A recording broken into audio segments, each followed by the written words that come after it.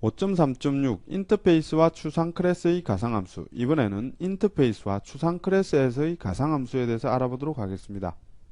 예제를 보도록 하겠습니다. iFork라는 인터페이스에는 dig라는 함수가 있습니다. 그리고 iTank라는 인터페이스에는 shoot라는 함수가 있습니다. 그리고 AutoCAD라는 추상 클래스에는 drive라는 추상 함수가 있습니다.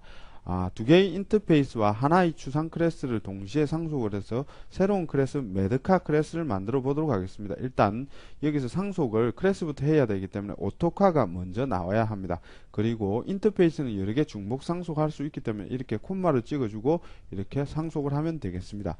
이렇게 하면은 상위에 있는 모든 구현하지 않는 모든 메서드를 구현해야만이 이 메드카가 온전한 클래스로서의 객체를 생성할 수가 있습니다. 그래서 iFork의 dig 함수, 그리고 iTank의 shoot 함수, 그리고 오토카의 drive 함수를 이렇게 모두 구현해주고 있습니다. 이때 추상 클래스의 추상 함수는 이와 같이 override 키워드를 주고 오버라이딩을 해주어야 합니다.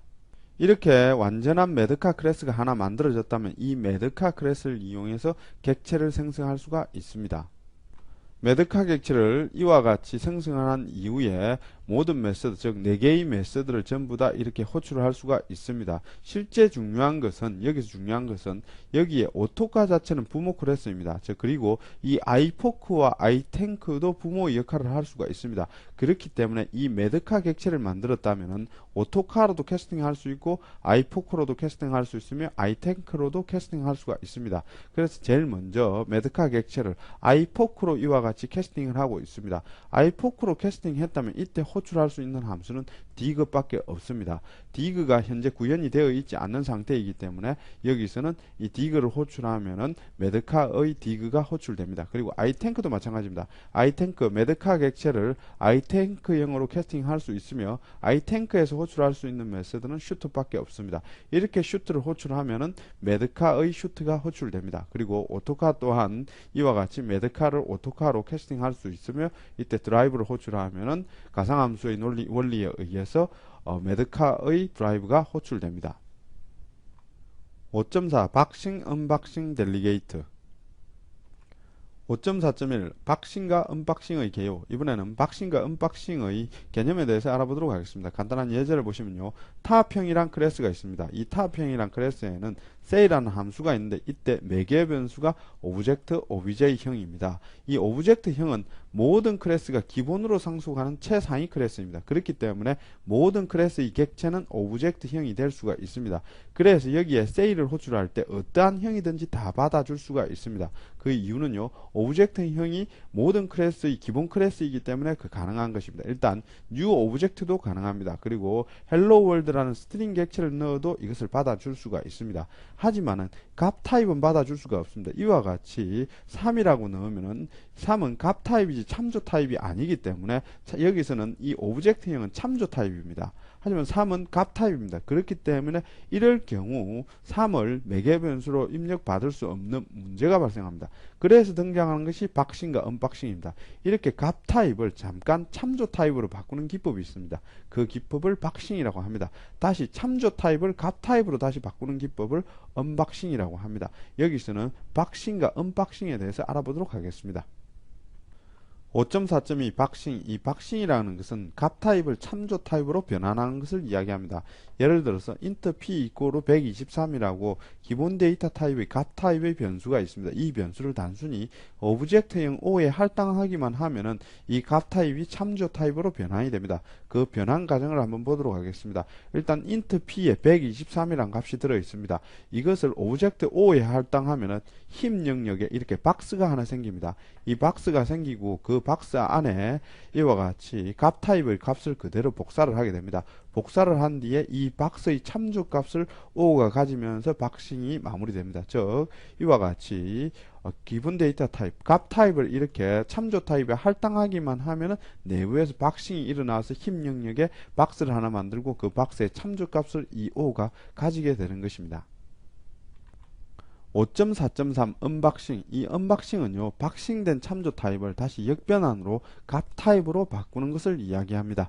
언박싱의 순서를 보면요, 이것이 값 타입을 박싱한 것인지를 봅니다. 아무 값이나 언박싱 할 수 있는 것이 아니라 박싱한 값을 언박싱을 할 수 있는 것입니다. 그래서 제일 먼저 박싱한 값인지를 봅니다. 이것이 만일에 박싱한 값이라면은 객체, 즉 박스 안에 들어있는 값을 빼와서 값 타입 변수에 다시 집어넣으면 언박싱의 과정이 완료됩니다.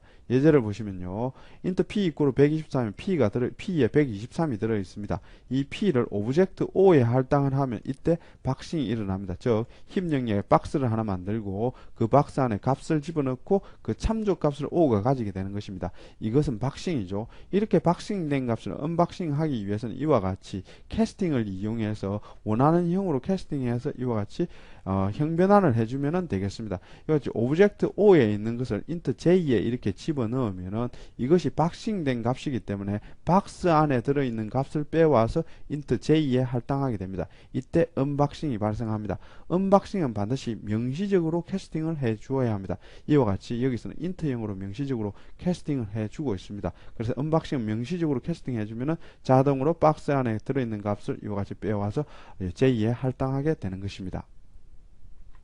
5.4.4 구조체의 박싱과 클래스의 형변환. 이번에는 박싱과 형변환의 차이에 대해서 알아보도록 하겠습니다.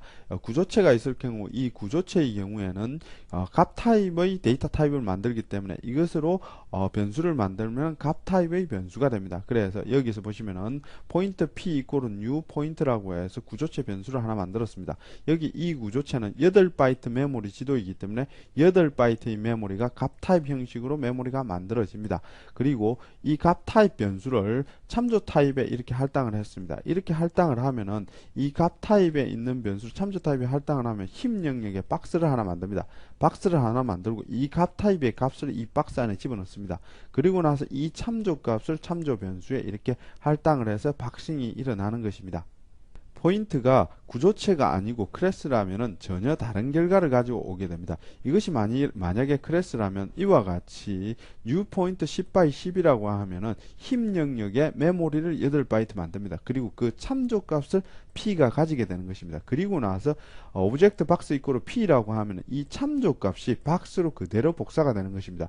이것이 박싱이 아니라 바로 p에 있는 참조 값 자체가 박스로 복사되어서 넘어가는 것입니다. 이것은 아버지의 형으로 형변환하는 업캐스팅에 해당합니다. 모든 클래스의 최상위 클래스 형은 오브젝트 형입니다. 그렇기 때문에 이 포인트 형의 아버지 형인 오브젝트 형으로 형변환이 되면서 참조값 값복사가 일어나는 것입니다.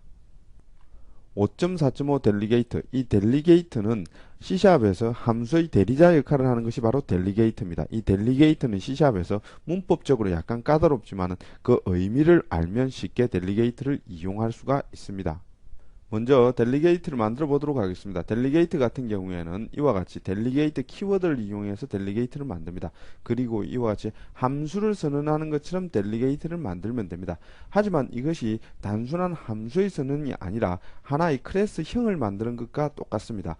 여기에서 이 클래스형은요, 클래스의 이름은 simple delegate 1이라는 이름이며 이 클래스가 의미하는 것은 바로 return 타입이 void형이며 그리고 매개 변수가 없는 함수의 형에 대한 하나의 클래스가 만들어졌다. 이렇게 생각하시면 됩니다. 마찬가지로 아래쪽에도 델리게이트가 있는데 이 델리게이트는 return 타입이 void형이며 매개 변수가 int i인 하나의 클래스형, 함수에 대한 클래스형이 만들어졌다. 이렇게 생각하시면 되겠습니다.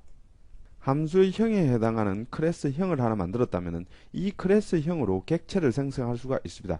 여기 보시면요, simple delegate 1 s1, simple delegate s2 이렇게 델리게이트 형을 이용해서 객체를 생성하고 있습니다. 그런데 여기에 생성자에 반드시 매개 변수를 넣어줘야 됩니다. 이것은 규칙입니다. 즉, 이 simple delegate 1에 해당하는 모양의 똑같은 함수를 매개 변수로 넣어줘야 됩니다. 이 simple delegate 같은 경우에는 return 타입이 void 보이드형이며 그리고 매개 변수가 없는 함수를 여기서 매개 변수로 여기다 넣어줘야 됩니다. 이 f1 함수를 보시면은 return 타입이 보이드형이며 매개 변수가 없는 함수입니다. 이 함수를 여기다 넣어주고 simple delegate 1의 객체를 생성하면 되겠습니다. simple delegate 2도 마찬가지입니다. 2 같은 경우에는 여기 보시면은 return 타입이 보이드형이며 매개 변수가 int i이기 때문에 f2가 return 타입이 보이드형이며 int xin 이 타입이 일치하는 함수를 여기다 넣어주고 객체를 생성하면 되겠습니다. 델리게이트 객체를 생성할 때는 반드시